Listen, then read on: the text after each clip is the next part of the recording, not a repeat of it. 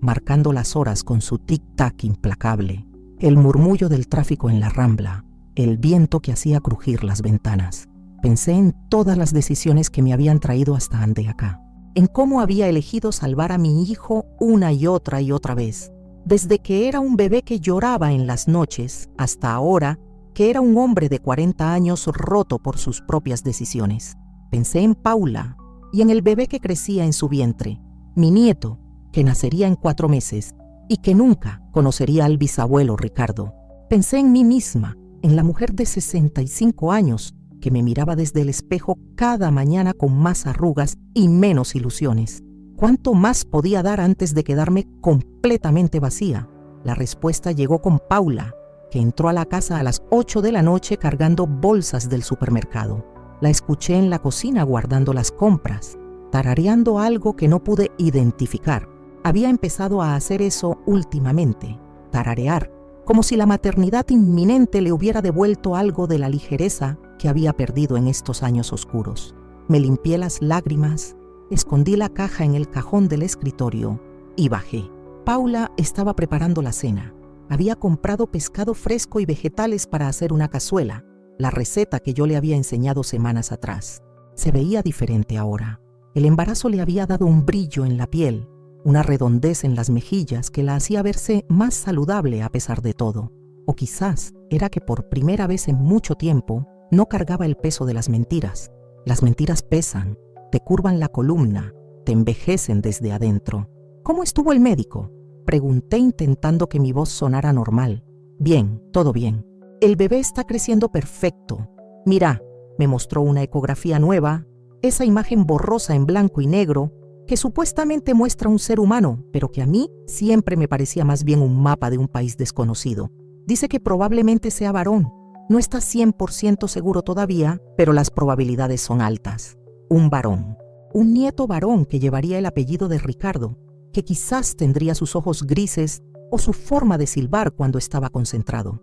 Algo se quebró dentro de mí en ese momento, no de forma dramática, sino suave, como cuando una represa tiene una fisura pequeña que va creciendo hasta que finalmente cede y deja salir todo el agua contenida. Paula, dije. Mi voz sonó extraña hasta para mí, demasiado aguda, demasiado frágil. Necesito que me digas la verdad sobre algo. Ella dejó de cortar las verduras y me miró con alarma. ¿Qué pasó? ¿Vos realmente querés estar acá? ¿Querés quedarte en esta casa conmigo hasta que nazca el bebé? ¿O estás acá solo porque no tenés otra opción? Se quedó en silencio durante un largo momento. Después dejó el cuchillo sobre la tabla de cortar y se sentó en una de las sillas de la cocina. Al principio, dijo lentamente, eligiendo cada palabra con cuidado. Estaba acá porque no tenía otra opción. Porque vos me lo impusiste y porque tenía miedo de lo que pasaría si decía que no, pero ahora no sé. Esto se siente como un hogar de una forma que mi apartamento con Sebastián nunca se sintió. Allá siempre estábamos mintiendo, escondiéndonos, fingiendo que todo estaba bien cuando todo se estaba cayendo a pedazos. Acá por lo menos hay verdad.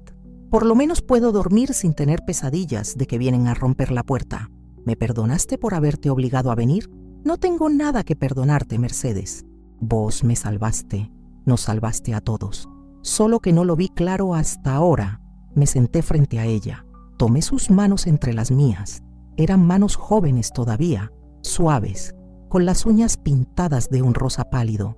Manos que habían robado mis joyas, pero que también habían preparado cenas para mí cada noche durante los últimos 2 meses, que habían limpiado la casa sin que yo se lo pidiera, que se posaban sobre su vientre con una ternura que me partía el corazón. Encontré dinero de Ricardo, le dije. $30,000 que escondió antes de morir. Dinero que él quería que usara para mí, solo para mí. Y yo no sé qué hacer, Paula. Una parte de mí quiere ser egoísta por primera vez en mi vida. Quiere tomar ese dinero y guardarlo y no decirle a nadie. Pero la otra parte, querés usarlo para terminar de pagar las deudas, completó ella. No era una pregunta. Ya pagué las deudas grandes, pero todavía quedan cosas. El apartamento de ustedes que el banco va a ejecutar, las tarjetas de crédito que Sebastián maximeó, los pequeños préstamos que Fernando no pudo negociar.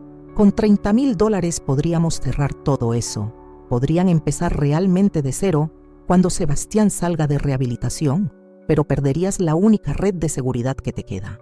Sí, Paula apretó mis manos. No lo hagas, dijo con una fiereza que me sorprendió. Mercedes, por favor, escúchame. Ya diste suficiente. Ya vaciaste tu vida por nosotros. Ese dinero es tuyo.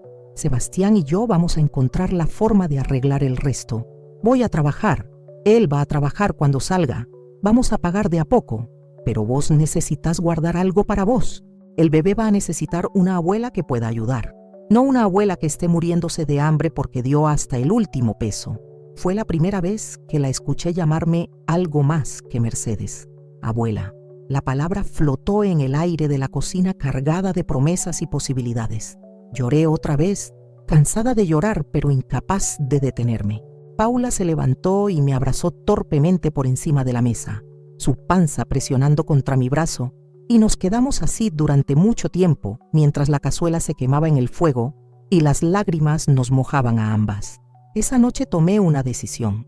Guardaría $20,000 del dinero de Ricardo. Los escondería en un lugar seguro, en un banco, en una cuenta que solo yo podía tocar, para emergencias reales, para el final de mi vida cuando ya no pudiera trabajar ni valerme por mí misma. Era egoísta, era imperfecto, pero era necesario. Los otros 10,000 se los daría a Paula y Sebastián, no para pagar deudas, sino para empezar. Muebles para el bebé, un fondo para cuando Paula tuviera que tomarse la licencia maternal. Las primeras mensualidades de un alquiler pequeño en un barrio más económico. No les resolvería la vida, pero les daría un respiro, una oportunidad de respirar sin ahogarse. Le conté mi decisión a Paula a la mañana siguiente mientras desayunábamos. Ella protestó, dijo que no podía aceptarlo, que ya había tomado demasiado, pero yo fui firme. No es para ustedes, le dije, es para mi nieto, y no se discute. Finalmente aceptó. Y por primera vez desde que todo esto había comenzado, vi algo parecido a la paz en sus ojos. Llamé a Fernando Bastos y le pedí que preparara los documentos necesarios. Transferí el dinero, firmé papeles, hice las gestiones bancarias con esa eficiencia mecánica de quien ha tenido que hacer estas cosas demasiadas veces. Y cuando todo estuvo terminado, me senté en el estudio de Ricardo con su carta en las manos y le hablé en voz alta como si todavía estuviera ahí. No pude cumplir completamente tu promesa, le dije al aire vacío, pero hice lo mejor que pude.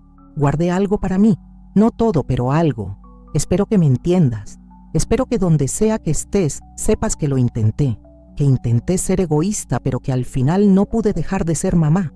Perdón. El estudio permaneció en silencio, excepto por el tic-tac del reloj. Pero en ese silencio sentí algo parecido al perdón. O quizás solo era mi propia necesidad de perdonarme a mí misma.